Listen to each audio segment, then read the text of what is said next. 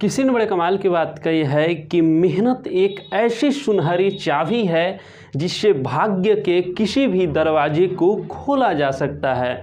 नमस्कार दोस्तों, मैं हूं दीपक कुमार, आपका स्वागत करता हूं अपने आरजीएम यूट्यूब क्लासेज में। दोस्तों, जो आज का वीडियो है वह एक काफ़ी इम्पोर्टेंट टॉपिक हमारा भूगोल का है, जो कि हमारा है विश्व की जनजातियाँ से संबंधित है। दोस्तों, अधिकतर एग्जामों में यदि आप क्वेश्चन उसका उठा कर देखिएगा, पिछले वर्ष का उसका क्वेश्चन देखिएगा, तो आपको जनजातियाँ का जरूर एक दे देगा, जनजाति के नाम दे देगा और उसका प्रदेश पूछ देगा कि वह किस देश के निवासी है या फिर वह किस महादेश के निवासी है। तो दोस्तों, यह एक काफ़ी इम्पोर्टेंट टॉपिक रखता है और बहुत सारे ऐसे स्टूडेंट भी होंगे जिनको समझने में काफ़ी दिक्कत भी आती होगी। तो यहाँ पे आज हम मैप के माध्यम से, नक्शा के माध्यम से समझाएंगे और उम्मीद करते हैं आपको बहुत अच्छी तरीके से समझ में आएगा। तो चलिए दोस्तों, आज का हम लोग वीडियो शुरू करते हैं। देखिए दोस्तों, जनजातियाँ ईस्ट एक साइड हम लोग जनजातियाँ लिख दिए हैं कि विश्व की कौन कौन सी जनजाति है और उसके बाद उसका क्षेत्र और देश का नाम लिख दिए हैं। देखिए, हमारा पहला है दोस्तों, जनजाति में पहला और इम्पोर्टेंट जनजाति है। हालांकि जनजातियाँ बहुत सारी होती है, लेकिन यहाँ पे हम उस टाइप से अधिकतर जनजाति का कवर किए हैं जो कि एग्जामों के दृष्टिकोण से काफ़ी महत्वपूर्ण है। और देखिए, इसमें जो कुछ भी हम बताएंगे आपको काफ़ी आसानी से समझ में आएगा। देखिए, पहला हमारा है एस्किमो जनजाति। दोस्तों, यह काफ़ी इम्पोर्टेंट है और यदि संग्रह करते होंगे, जैसे कि जनजाति में कौन सा सबसे महत्वपूर्ण है, तो इसका नाम आप जरूर संग्रह किए होंगे, क्योंकि यह एक ऐसा जनजाति है जो कि अधिकतर बहुत सारे एग्जामों में रिपीट किया जा चुका है। तो देखिए, एस्किमो जनजाति है, इसका यदि क्षेत्र की बात की जाए तो यह अलास्का, कनाडा और ग्रीनलैंड। दोस्तों देखिए, अब ये कहाँ है इसे हम लोग देखेंगे। ऐसे तो हालांकि बुक में भी रहता है, बुक में भी तो ऐसे दिया रहता है कि अलास्का, कनाडा, ग्रीनलैंड। तो भाई, हम मेरे से पढ़ने से क्या फ़ायदा, वहीं पे पढ़ेंगे। लेकिन देखिए दोस्तों, यह जो है अलास्का, कनाडा और ग्रीनलैंड जो कि ध्रुवीय प्रदेश के निकट आते हैं। अब सिंपल सी बात है, जब ध्रुवीय प्रदेश के निकट आएंगे तो वह ठंडे प्रदेश होंगे। यानी कि यहाँ पे देखिए अलास्का, कनाडा और ये हमारा ग्रीनलैंड, यानी 1, 2 और 3 यही क्षेत्र में हमारा ये जो है एक एस्किमो जनजाति निवास करते हैं। और ये एक बात और है, ये अपना वहाँ पे घर अर्धवृत्ताकार बर्फ का बनाते हैं, जिसे हम लोग इग्लू के नाम से जानते हैं। अब यहाँ पे दोस्तों क्वेश्चन 2 उठ रहा है। पहला बात कि एस्किमो जनजाति कहाँ निवास करते हैं, तो अलास्का, कनाडा, ग्रीनलैंड। और एस्किमो जनजाति मतलब किस टाइप के घर में रहते हैं, तो होगा बर्फ़ का, जिसे हम लोग इग्लू के नाम से जाना जाता है। दोस्तों देखिए, ये हम एक एक महादेश का करके करा रहे हैं। अभी यह हमारा चल रहा है उत्तरी अमेरिका, फिर दक्षिणी अमेरिका चलेगा, उसके बाद फिर अफ्रीका चलेगा, फिर यूरोप को देखेंगे हम लोग, फिर एशिया को देखेंगे और उसके बाद हम लोग देखेंगे ऑस्ट्रेलिया को। तो देखिए, अभी हम लोग उत्तरी अमेरिका में चल रहे हैं, एक एक करके देखेंगे। आगे हमारा है दोस्तों, देखिए 2 नंबर पे रेड इंडियन। यह भी काफ़ी इम्पोर्टेंट जनजाति है। चूँकि हम लोग इंडियन है तो यह पूछ दिया जाता है कभी जब भी एग्जाम में कि रेड इंडियन कहाँ से संबंधित है। तो वहाँ पे देखिए अधिकतर कितना लोग हो जाता है कि इंडिया, चूँकि हम लोग इंडियन है इसलिए हो सकता है रेड इंडियन और कुछ भी होंगे। तो ऐसा दोस्तों नहीं है। देखिए, उत्तरी अमेरिका के निवासी को हम लोग मुख्य रूप से रेड इंडियन के नाम से जानते हैं। दोस्तों, इनका क्षेत्र की बात करें तो यूएसए और कनाडा। देखिए दोस्तों, यहाँ पे एक रेखा गुजरती है, इससे ऊपर हमारा हो जाता है कनाडा और यूएसए। तो ये जो हमारा यूएसए और कनाडा दोनों में निवास करते हैं, वो हमारा हो जाएगा रेड इंडियन। आगे देखिए दोस्तों, अब हम लोग आते हैं इसका तीसरा नंबर पे माया एक जनजाति है जो कि मैक्सिको के क्षेत्र में रहती है। अब देखिए, आपको याद होगा कि 2012 में एक अफवाहें उड़ी थी, यानी माया कैलेंडर के अनुसार ही वह उड़ी थी कि 2012 में जो है पृथ्वी का अंत निश्चित है। यानी पृथ्वी का जो विनाश है जो 2012 में होगा, उसकी जो प्रमाणीकरण मिला था वह इसी माया कैलेंडर से, यहीं के माया कैलेंडर से। तो दोस्तों, यह जो है माया जनजाति वह कहाँ रहता है, तो देखिएगा हमारे यह है उत्तरी अमेरिका है, इसका हमारा क्षेत्र यहाँ पे मैक्सिको, यहीं पे हमारा माया जनजाति निवास करता है। आगे देखिए अब हमारा हो गया टोपी चांकी। हालांकि ये भी इम्पोर्टेंट उतना नहीं है, लेकिन हो सकता है पूछ दे। तो टोपी चांकी जो है वह यूएसए में निवास करते हैं, यानी यहीं पे संयुक्त राज्य अमेरिका में ही है। देखिए हम लोग यहाँ पे 4 चीज़ सीखे। पहला सीखे कि इस्किमो जनजाति कहाँ रहती है, तो उसको हम लोग दे देंगे अलास्का, कनाडा, ग्रीनलैंड। ये किस टाइप से घर में रहते हैं, तो हमारा हो जाएगा उसका इग्लू। याद रखिएगा, काफ़ी इंपॉर्टेंट क्वेश्चन है। अगला हम देखते हैं रेड इंडियन। तो रेड इंडियन की बात करें तो हमारा यूएसए में भी रहते हैं और कनाडा में, याद हो जाएगा आपको दोस्तों। फिर माया, तो माया कैलेंडर से आप याद कर लीजिए, म से माया, म से मैक्सिको। हालांकि चूंकि हम मैप द्वारा समझा रहे हैं, आपको समझने में कठिनाई नहीं होगी। आगे देखिए टोपी चांकी, तो ये हमारा हो जाएगा यूएसए, यानी यहीं के भाग में इन लोग रहते हैं। ये देखिए यही हमारा जो उत्तरी अमेरिका से 4 महत्वपूर्ण जनजातियाँ थी, और ये काफ़ी इम्पोर्टेंट है और इम्पोर्टेंट हमेशा ही रहेगी। अब आगे देखिए हम लोग देखते हैं यहाँ पे उत्तरी के बाद, उसके बाद हम देखते हैं दक्षिणी अमेरिका। दक्षिणी अमेरिका का यही देखिए, हालांकि दोस्तों देखिए आप फिगर पे मत जाइएगा, यही देखिए हमारा है दक्षिणी अमेरिका। इसमें आप एक चीज़ देखिएगा, इसमें एक जनजाति, मुख्य रूप से एक ही जनजाति है इम्पोर्टेंट, जो है हमारा बोरा। बोरा कहीं कहीं बोरो भी दिया रहता है दोस्तों, बोरो। तो दोस्तों देखिए इसका जो निवास क्षेत्र है अमेजन, पेरू, ब्राज़ील, अमेजन की घाटी, पेरू, ब्राज़ील। अब देखिए यहाँ पे एक नदी बहती है और यहाँ पे जो जाकर गिरती है, ये हमारा है अमेजन नदी। अमेजन नदी है, और इसके साइड में देखिएगा हमारा इधर इस टाइप में हमारा आ जाता है एंडीज पर्वत। एंडीज पर्वत आया। अब इसके यहाँ पे हमारा हो गया पेरू, इधर हमारा हो गया ब्राज़ील, और इधर जो हमारा ये तो अमेजन घाटी है हो गया। यही अगल बगल इसको निवास करने वाले स्थान को ही निवास करते हैं कौन सी जनजाति, हमारा बोरा जनजाति। यानी कहाँ निवास करते हैं, पेरू, ब्राज़ील, और यहाँ पे जो हमारे अमेजन नदी बहती है उसकी घाटिया में भी निवास करती है। बस यही हमारा था उत्तरी अमेरिका से। आगे अब हम लोग देखते हैं हम लोग अफ्रीका में आते हैं। दोस्तों देखिए उत्तरी अमेरिका के बाद यदि सबसे ज़्यादा क्वेश्चन पूछा जाता है तो हमारा अफ्रीका से हो जाता है। यानी अफ्रीका से पूछा जाएगा कि कहाँ से है, कैसे है, मतलब कौन सी जनजाति कहाँ पे स्थित, कहाँ पे रहती है। पहला हम इसमें देखते हैं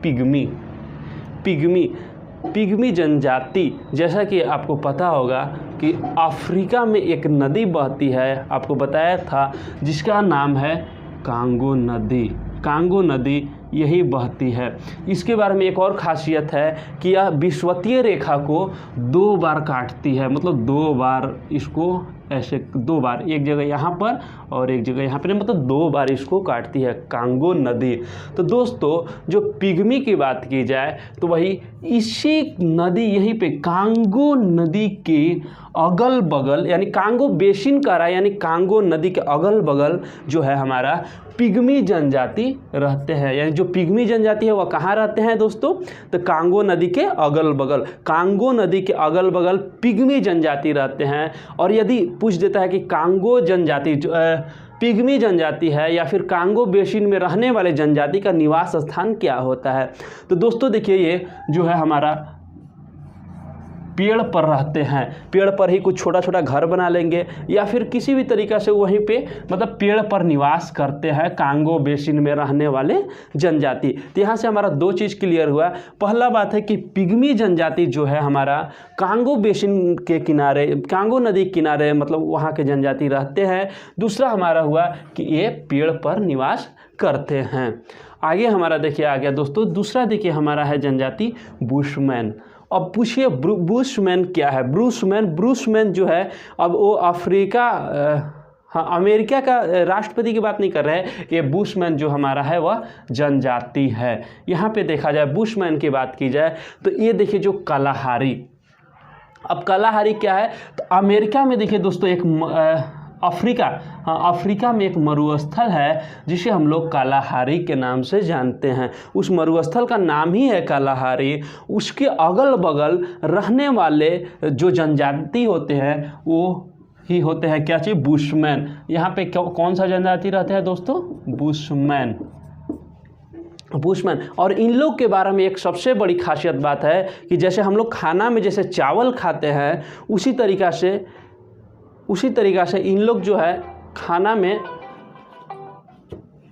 उसी तरीक़ा से इन लोग खाना में वहाँ पे जो रेत के नीचे जो दीमक होती है उसे खाते हैं। मतलब उसको जैसे हम लोग चावल के रूप में खाते हैं तो इन लोग जो है दीमक को ही चावल समझकर खाते हैं। हालांकि जनजातियाँ उन लोग को क्या फ़र्क पड़ने वाला, उन लोग वह खाएगा, वह रहेगा, वह जिएगा, उसी तरीक़ा से रहता है।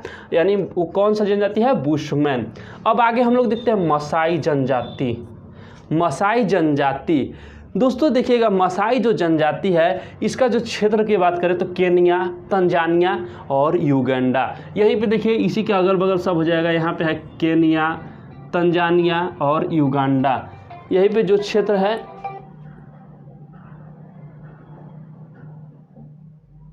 हाँ, यहीं पे जो क्षेत्र है यहीं पे इन लोग का निवास स्थल होता है। यानी कहाँ हो गया, केन्या, तंजानिया और युगांडा में। आगे देखिए हमारा एक जनजाति और हो जाएगा तुआरेगा। तुआरेगा जनजाति की बात की जाए तो दोस्तों आपने विश्व के सबसे बड़ा मरुस्थल के बारे में सुना होगा। वह अफ्रीका में स्थित है, वह अफ्रीका महादेश में स्थित है, वह हमारा सहारा। दोस्तों यहाँ के निवास स्थली को ही कहते हैं, मतलब यहाँ पे जो निवास करते हैं जो जनजाति, उसे हम लोग तुआरेगा के नाम से जानते हैं। तुआरेगा जो कहाँ रहते हैं, वह सहारा मरुस्थल में रहते हैं, मतलब उसके अगल बगल। दोस्तों इसके साथ साथ वहाँ पे रहते भर नहीं है, जैसे कुछ लोगों को जाते हैं वहाँ पे कुछ देखने गए तो उसे गाइड का भी काम करते हैं तुआरेगा। यानी ये जनजाति जो है गाइड का भी काम करते हैं। आगे देखिए हमारा हो गया सबसे लास्ट जुल्लू। जुल्लू जो जनजाति है वह साउथ अफ्रीका में है। साउथ अफ्रीका कहने का मतलब यहाँ पे सबसे नीचे, यहाँ पे हमारा जो है जुल्लू जनजाति निवास करता है। अब देखिए ये हमारा साउथ अफ्रीका ख़त्म हो गया। एक बार फिर से इसको देख लेते हैं। पिग्मी जो जनजाति है वह कांगो नदी के किनारे इर्द गिर्द रहती है, जिसे हम लोग कांगो बेसिन के नाम से जानते हैं। इनकी निवास स्थल की बात की जाए, पिग्मी जनजाति की बात कर रहे हैं तो ये पेड़ों पर निवास करते हैं। आगे देखिए हमारा बुशमैन हो गया। तो बुशमैन अफ्रीका में एक रेगिस्तान है, मरुस्थल है, जिसे हम लोग कालाहारी के नाम से जानते हैं, और ये वही का निवास स्थली है। दोस्तों इनकी खाना की बात की जाए, भोजन की सबसे विशिष्ट बात यह है कि यह दीमक को ही अपने चावल समझकर उससे ही अपना पेट भरा करते हैं। आगे देखिए हमारा मसाई की बात करें तो मसाई जो है हमारा केन्या, तंजानिया और युगांडा का एक क्षेत्र है। यहाँ पे देखिए केन्या, तंजानिया और युगांडा का क्षेत्र है, वहीं पे इनका निवास स्थल है। अब तुआरेगा एक जनजाति है। तुआरेगा जो है वह 1 मिनट कॉल आ रहा है दोस्तों।